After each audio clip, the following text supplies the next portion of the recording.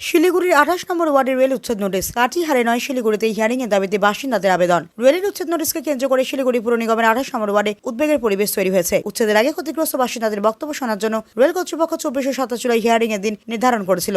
তবে সেই শুনানির স্থান হিসেবে কাটিহারের নাম ঘোষণা হওয়ায় আপত্তি জানান এলাকার বাসিন্দারা। বাসিন্দাদের দাবি, কাটিহারে এত দূরে হওয়ায় সেখানে গিয়ে হিয়ারিং এর অংশ নেওয়া তাদের পক্ষে সম্ভব নয়। তাই সমস্ত শুনানি শিলিগুড়ির এডিআরএম কার্যালয়ে আয়োজন করার দাবি জানিয়ে শুক্রবার প্রাক্তন সিপিআইএম কাউন্সিলর জয় চক্রবর্তীর নেতৃত্বে ২৮ নম্বর ওয়ার্ডের বাসিন্দাদের একটি প্রতিনিধি দল শিলিগুড়ি এডিআরএম অফিসে স্মারকলিপি জমা দেয়। প্রতিনিধি দলের পক্ষ থেকে জানানো হয়, উচ্ছেদের মতো গুরুত্বপূর্ণ বিষয় ক্ষতিগ্রস্ত মানুষের মতামত শোনা অত্যন্ত জরুরি, কিন্তু দূরবর্তী কাটিহারে গিয়ে শুনানিতে অংশ নেওয়া অধিকাংশ পরিবারের পক্ষেই সম্ভব নয়। তাই শিলিগুড়িতে হিয়ারিং এর ব্যবস্থা করার আবেদন জানানো হয়। এডিআরএম কার্যালয় থেকে প্রতিনিধি দলকে আশ্বস্ত করা হয়েছে যে যাদের কাছে উচ্ছেদের নোটিশ পৌঁছেছে তাদের হিয়ারিং এর জন্য কাটিহারে যেতে হবে না। বিষয়টি নিয়ে প্রয়োজনীয় ব্যবস্থা গ্রহণ করা হবে বলে জানানো হয়েছে। রেল কর্তৃপক্ষের এই আশ্বাসে কিছুটা স্বস্তি ফিরেছে ২৮ নম্বর ওয়ার্ডের বাসিন্দাদের মধ্যে। তবে উচ্ছেদ সংক্রান্ত চূড়ান্ত সিদ্ধান্ত পরবর্তী পদক্ষেপের দিকে এখন নজর রয়েছে এলাকাবাসীর।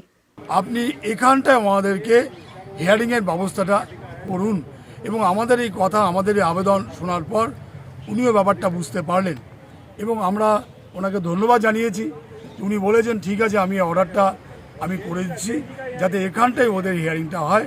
এবং শুধু আজকেই না, আজকে আছে, ২৭ তারিখ আছে, ২৯ তারিখ আছে, ১ তারিখ আছে, এক একটা ডেটে এক একজনের আছে, এবং সমস্ত হিয়ারিংগুলো যাতে এই এরিয়া অফিসেই হয়